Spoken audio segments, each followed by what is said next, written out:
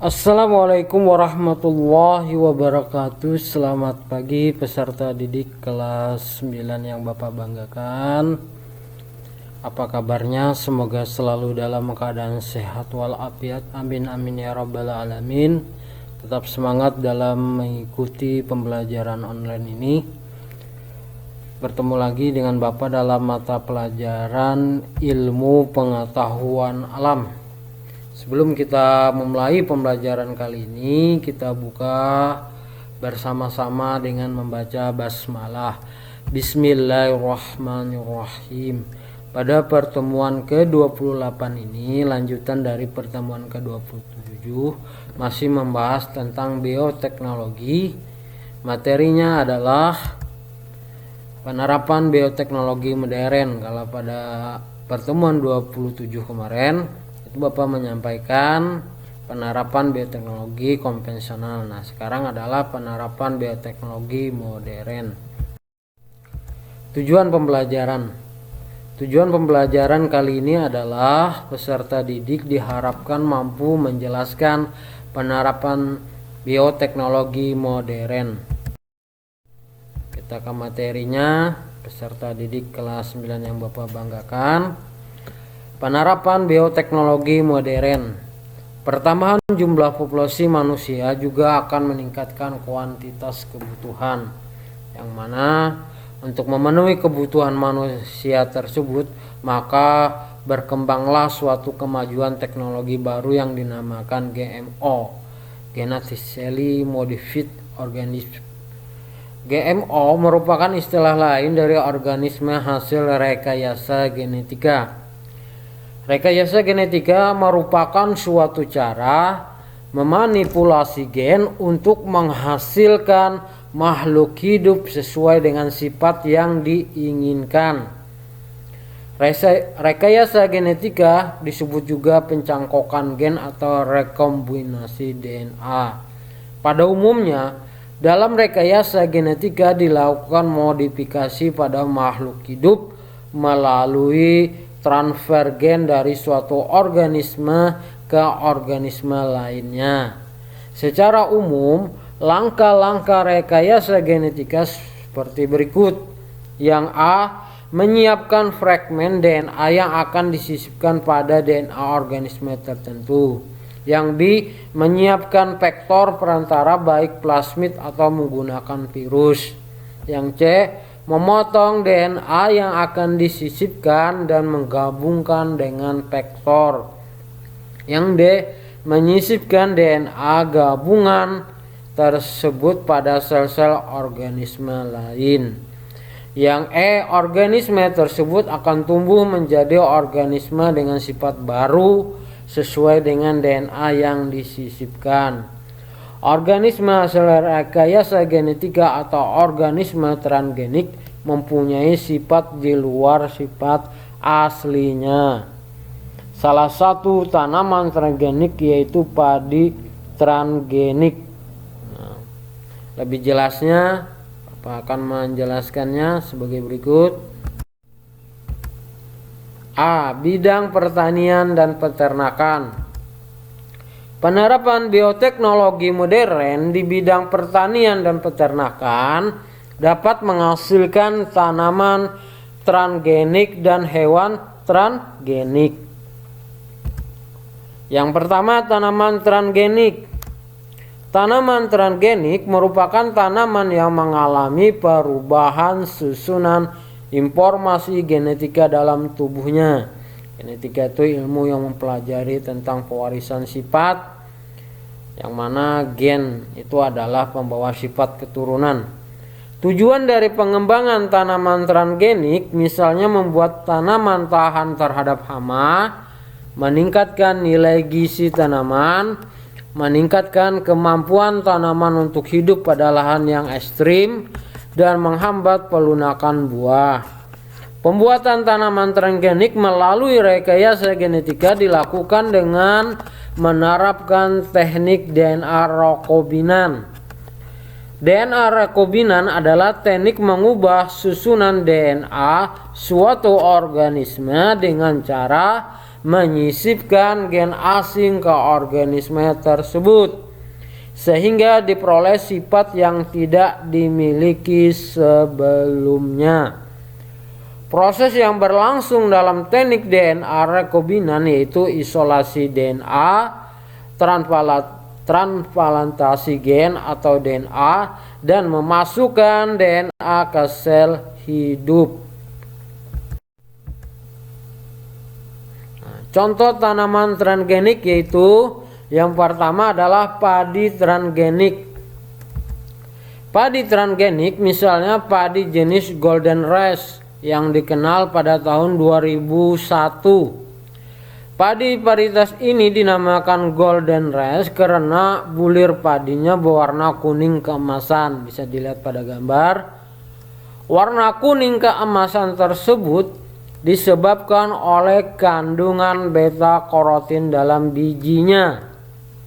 Beta karotin, provitamin A di dalam tubuh akan diubah menjadi vitamin A. Jadi salah satu keunggulan dari Golden Rice hasil transgenik yaitu mengandung vitamin A yang dianggap dapat menyediakan dan menyukupi kebutuhan vitamin A bagi manusia. Yang B, jagung transgenik. Salah satu jenis jagung transgenik yaitu jagung BT. Jagung BT merupakan tanaman transgenik yang mempunyai ketahanan terhadap hama. Sifat ketahanan hama tersebut diperoleh dari bakteri Bacillus thuringiensis. Gen delta edoktosin dari bakteri Bacillus thuringiensis tersebut ditransfer pada tanaman jagung melalui teknik DNA rekombinan. Ya, melalui teknik DNA rekombinan ya, jadi diingat. Nah, selanjutnya tanaman jagung tersebut akan memproduksi protein delta edoktosin. Protein ini akan bereaksi dengan enzim yang diproduksi oleh hama serangga. Reaksi ini mengubah enzim tersebut menjadi racun. Apabila ada serangga yang makan tanaman tersebut akan mengalami keracunan lalu mati. Dengan demikian, tanaman jagung dapat memiliki insektisida alami di dalam tubuhnya. Yang C adalah tomat transgenik. Bisa dilihat pada gambar. Tomat merupakan tanaman yang sensitif terhadap suhu. Apabila tomat ditanam di dataran rendah yang bersuhu tinggi, buah yang dihasilkan akan sedikit. Tomat adalah salah satu produk hortikultura yang memiliki shelf life pendek. Oleh karena itu, tomat memiliki umur simpan pendek dan cepat membusuk. Dengan demikian, tomat sulit dipasarkan ke tempat jauh. Dengan berkembangnya ilmu bioteknologi, terciptalah tomat transgenik yang memiliki daya simpan lebih lama setelah dipetik, yaitu tomat Flavor Shop. Tomat Flavor Shop merupakan tomat hasil rekayasa genetika yang memiliki shelf life lama, yaitu umur simpan yang lama. Nah, tomat hasil rekayasa genetika mengandung gen anti beku dari ikan plodir pada setiap selnya. Ya.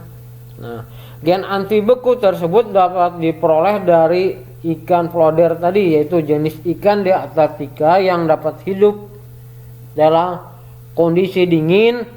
Ikan plodir tersebut mempunyai gen anti beku yang dapat menghambat enzim poligalaktoronase, enzim yang mempercepat kerusakan dinding sel tomat. Dengan demikian, tomat hasil rekayasa genetika mengandung gen anti beku dari ikan plodir pada setiap selnya. Oleh karena itu, tomat tidak mudah busuk. Ya. Nah, yang D adalah kedelai transgenik. Kedelai transgenik adalah kedelai yang dikembangkan melalui proses rekayasa genetika. Proses rekayasa genetika tersebut dilakukan dengan menyisipkan gen asing ke dalam tanaman kedelai. Gen yang dimaksud adalah gen yang resisten atau tahan herbisida, misalnya gen dari bakteri Agrobacterium tumefaciens. Gen tersebut disisipkan ke dalam tanaman kedelai untuk meningkatkan pembentukan asam oleat tadi. Apabila tanaman tersebut mengandung asam oleat tinggi, akan tahan terhadap herbisida glifosat. Dengan demikian, apabila disemprot dengan herbisida tersebut, hanya gulma di sekitar kedelai yang akan mati.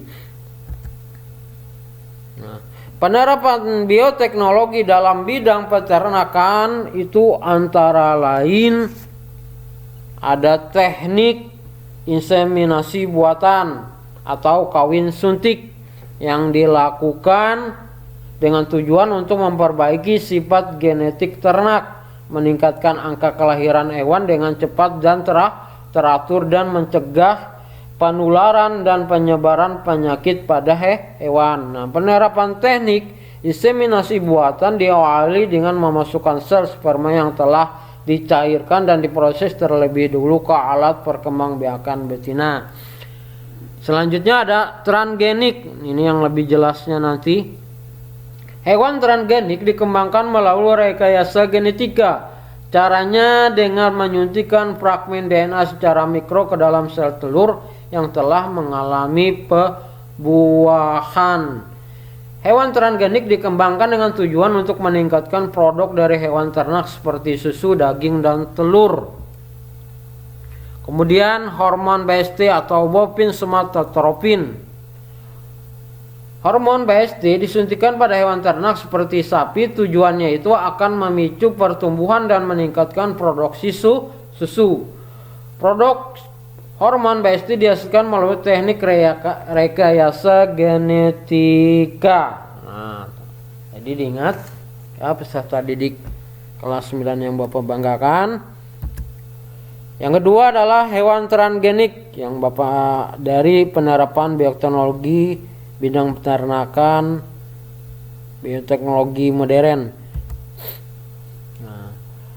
Hewan transgenik merupakan hewan yang mengandung sisipan gen asing dalam genomnya.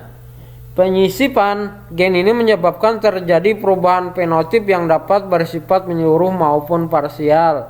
Beberapa contoh hewan transgenik sebagai berikut.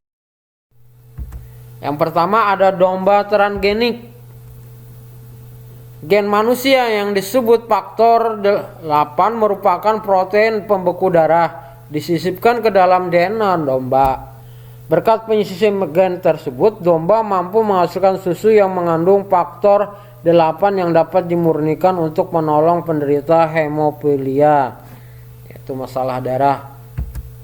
Yang B, sapi transgenik. Nah, sapi transgenik ini ya terbagi, yang pertama ada sapi perah dengan hormon manusia, yang kedua sapi tahan penyakit, yang ketiga bovine somatotropin BST tadi yang sudah dijelaskan tadi. Nah, semuanya ini adalah hasil dari hewan transgenik. Nah, kemudian yang C, ayam transgenik. Nah, ayam transgenik dibuat dengan memodifikasi gen pada ayam yang bertanggung jawab dalam pembentukan kolesterol. Akibatnya adanya modifikasi tersebut dapat diperoleh telur yang rendah kolesterol ya. Selanjutnya adalah peserta didik kelas 9 yang Bapak banggakan yang di bidang kesehatan. Penerapan bioteknologi modern juga dapat diaplikasikan dalam bidang kesehatan seperti pada tabel di bawah ini. Tabel kegunaan beberapa produk hasil bioteknologi modern. Ada nama produk kegunaan. Interferon itu melawan infeksi, meningkatkan sistem kekebalan. Insulin mengontrol kadar gula darah, diabetes mellitus. Vaksin meningkatkan kekebalan tubuh. Hormon pertumbuhan itu melawan kekerdilan dan untuk penyembuhan. Beta endorfin mengurangi rasa sakit.